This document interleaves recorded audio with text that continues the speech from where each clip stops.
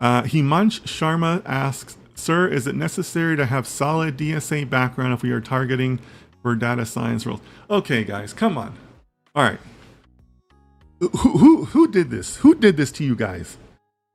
Give me the names of whatever influencers are out there pushing the DSA. Like, obviously, DSA has gone viral in the last couple of weeks or whatever.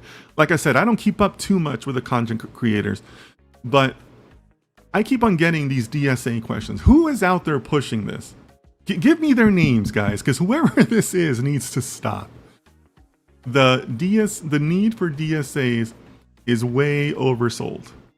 I don't, like I said, I'm guessing somebody went viral talking about DSAs. Oh, you gotta buy my DSA course to get a job. Yeah, you can't do it without my course.